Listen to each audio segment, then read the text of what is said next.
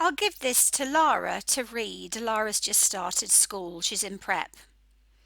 I'm a little bit worried about the almost obsessive focus on phonics, and especially as if phonics has to be taught one way. Of course, the science speaks to the importance of integrating print and sound early on in development and the role of instruction, but it does so in the context of other skills and knowledge and their dependence on each other. Look at this text, analyse it, look at the graphemes, the 85 or so graphemes that are the focus within a synthetic phonics program and the phonics screener check. Look at those and think, will my students be able to read this sentence? Do they know the graphemes? Do they have the phonemic awareness to blend the graphemes? Do they have the oral knowledge, the comprehension of words, understanding to be able to actually read this text? What is reading? The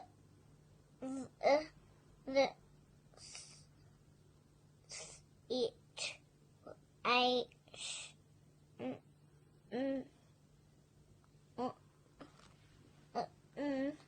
the situation on the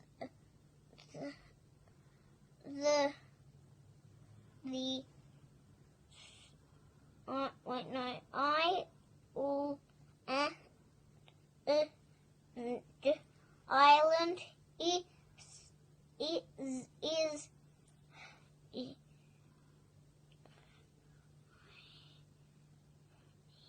highly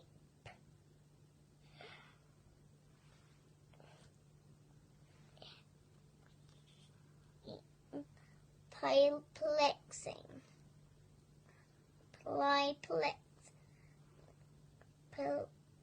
Perplexing. That's what I was trying to say. Brilliant job. It relies on understanding the words. If you've got some of the sounds and what have you, and you think, especially in the context, that's using other cues, and regardless of what people say, there are cues that are well known to be really helpful when faced with unfamiliar words. You can't decode a word if you don't know the graphemes in that particular word, or if you don't have the phonemic awareness. Perplexing, it's a difficult word. If you haven't heard that word, don't know what it means. So the children have to know the coding, like the. Situation, it, you, that you represents those two sounds, you. A, the TI represents the sh, the O represents the schwa, situation, on the, oh actually it's the island. Did you hear she changed it? The situation, the island. Island, island, so the A represents the schwa, the IS represents the I sound, is I, highly, so the E is the schwa, sorry, the ER is the schwa, x, so the X represents the two sounds, etc.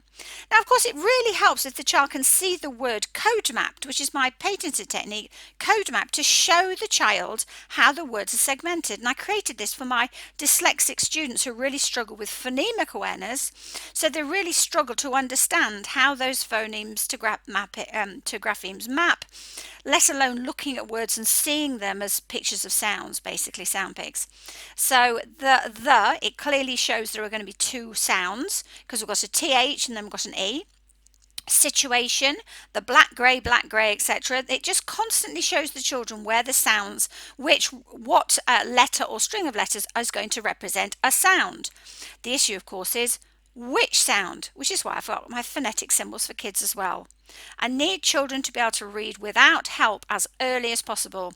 So code map it, monster map it, and the children can read really quickly and easily without you. It might challenge some existing theory, the theory of teaching, but don't we want to work towards a new science of teaching? And don't we want to develop a science of reading that applies to all learners, including those with dyslexia? Please read Lost in Translation, Challenges in Connecting Reading Science and Educational Practice. It's brilliant and it shows me I am not alone. I'm not alone in challenging for the sake of children. The science of teaching is ripe to be challenged and changed, and I'm here hoping you will support me to do just that.